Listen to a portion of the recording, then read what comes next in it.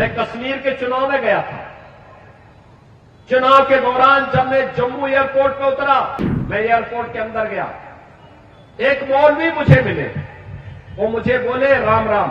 मैं समझा नहीं, मैंने कहा पता नहीं किसको कह रहे हैं। फिर उसने कहा योगी जी राम राम। मैं उसकी तरफ देखा, मैंने कहा भाई ये तो मौलवी है और मुझे राम राम क्यों कह रहा है। एयरपोर्ट के अधिकारी भौचक थे।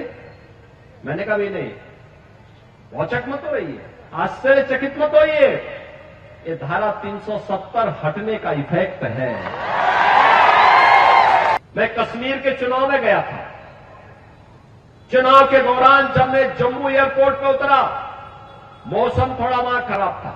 मैं एयरपोर्ट के अंदर गया, एक मौलवी मुझे मिले। वो मुझे बोले राम राम। मैं समझा नहीं, मैंने कहा पता नहीं किसको कह रहे हैं। फिर उसने कहा योगी जी राम राम। मैं उसकी तरफ देखा, मैंने कहा भाई ये तो मौलवी है और मुझे राम राम क्यों कह रहा है। तो वहां पे एक जवान था। मैंने कहा भाई ये मौलवी क्या मुझे कह रहा है। कहा हाँ। तो एयरपोर्ट के अधिकारी भौचक थे। मैंने कहा भाई नहीं, भौचक मत होइए, आश्चर्यचकित मत होइए, ये धारा 370 हटने का इफेक्ट है। और बहनों और भाइयों, मैं आपसे यही कहने के लिए आया हूं, मैं आपसे यही कहने के लिए आया हूं, वासियों से मैं यही अपील करने के लिए आया हूं।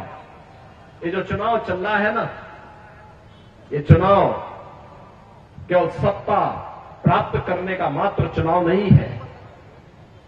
मोदी जी के नेतृत्व में एक भारत श्रेष्ठ भारत बनाने का जो अभियान चल रहा है, महाराष्ट्र इसमें और मजबूती दे, इसकी अपील करने के लिए मैं आया हूं।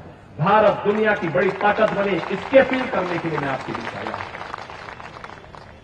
आपसे कहने के लिए मैं आया हूं कि सत्ताएं तो आएंगी जाएंगी, 1947 से ही होता रहा है, लेकिन हमारा भारत रहना चाहिए और भारत दुनिया की सबसे बड़ी ताकत बनना चाहिए, मोदी जी के नेतृत्व में बनना चाहिए।